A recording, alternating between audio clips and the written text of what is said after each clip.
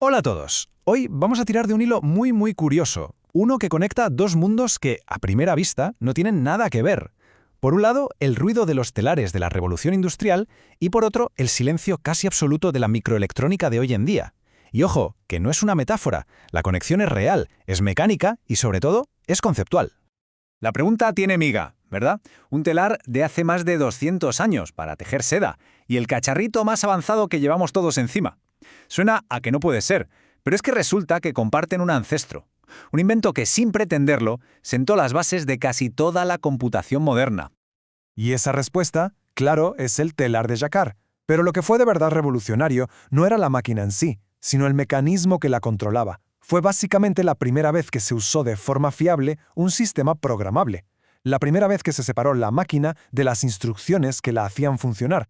A ver, para darnos cuenta de lo genial que fue esto, primero hay que entender el problemón que solucionó.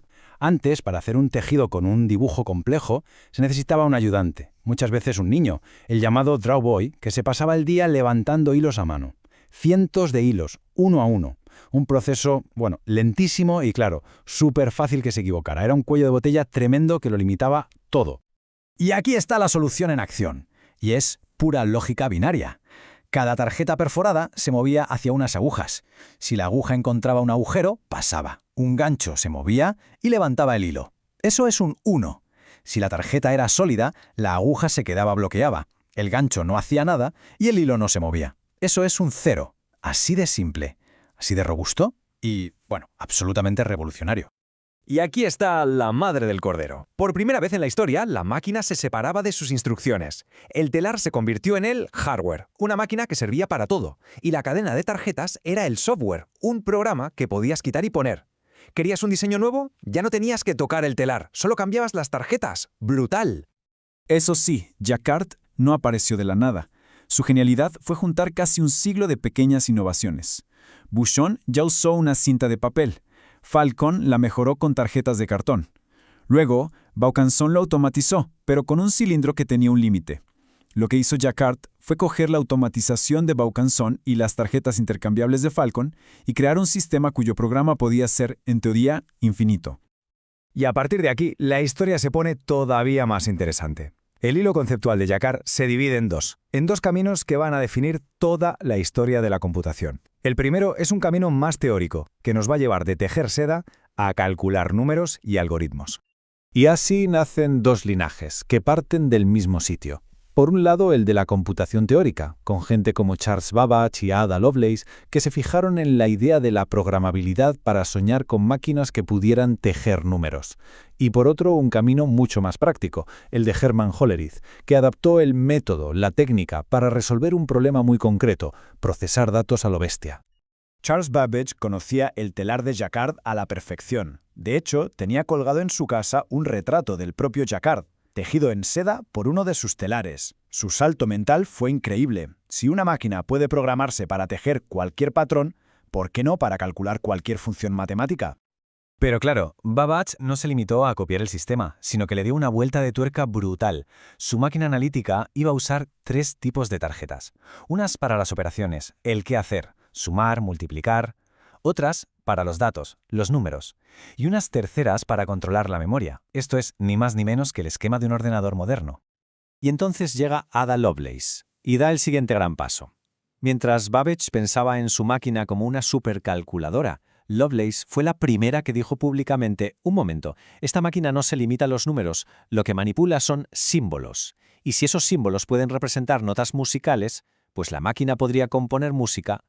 Babbage diseñó el ordenador, sí, pero fue Lovelace quien concibió la computación como algo universal.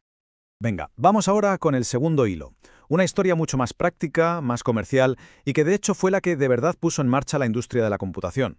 Dejamos la teoría y nos vamos a una necesidad muy real. Cómo procesar una cantidad de datos que era simplemente inmanejable. 8 años, quedémonos con esa cifra. 8 años es lo que tardó la Oficina del Censo de Estados Unidos en procesar a mano los resultados del censo de 1880.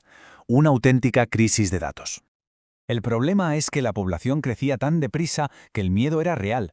El siguiente censo, el de 1890, iba a tardar más de 10 años en procesarse.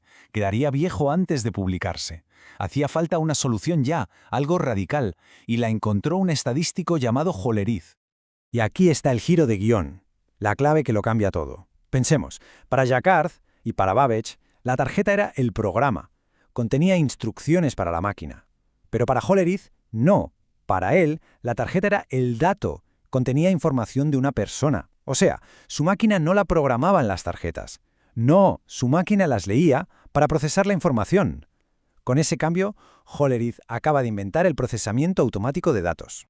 Su truco fue combinar la tarjeta perforada con la electricidad. Cada tarjeta se ponía sobre unos pequeños vasitas con mercurio. Donde había un agujero, un pin de metal bajaba, tocaba el mercurio y cerraba un circuito eléctrico. Y ese impulso eléctrico hacía que un contador mecánico sumara 1. Simple, pero absolutamente brillante. Y el resultado fue espectacular. Gracias a su máquina tabuladora, el censo de 1890 se completó en solo 2 o 3 años. Se ahorraron años y años de trabajo y millones de dólares. El procesamiento de datos había nacido oficialmente. Y este éxito tuvo consecuencias directas, una línea ininterrumpida hasta hoy. En el 96, Hollerith fundó la Tabulating Machine Company. En 1911, se fusionó con otras para crear una empresa llamada CTR. Y en 1924, su presidente, un tal Thomas J. Watson, le cambió el nombre. Así nació International Business Machines, o sea, IBM.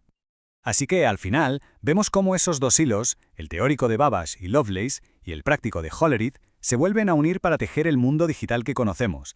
Y todo empezó con la necesidad de hacer dibujos en la seda. Resumiendo, el telar de Jacquard nos dejó 3 ideas que son el cimiento de todo. Primero, la idea de un programa almacenado. Segundo, la prueba de que una lógica binaria simple, un sí, no, un agujero, no agujero, puede crear una complejidad casi infinita. Y tercero, y quizá lo más importante, la separación entre el hardware y el software. El hilo binario de Jacquard tejió seda. Ese mismo hilo, en la mente de Babbage, iba a tejer números y algoritmos. Y en las manos de Hollerith, con un poco de electricidad, tejió los datos de todo un país. Es, en esencia, el mismo hilo conceptual que hoy en día teje absolutamente cada aspecto de nuestra realidad digital. Y esto nos deja con una última pregunta para reflexionar. Si un telar para hacer telas de lujo sentó las bases de la era de la información, ¿qué invento de hoy? Quizá algo que vemos como una simple curiosidad, algo sin importancia, está ya tejiendo en silencio los hilos de un futuro que ahora mismo ni siquiera podemos empezar a imaginar.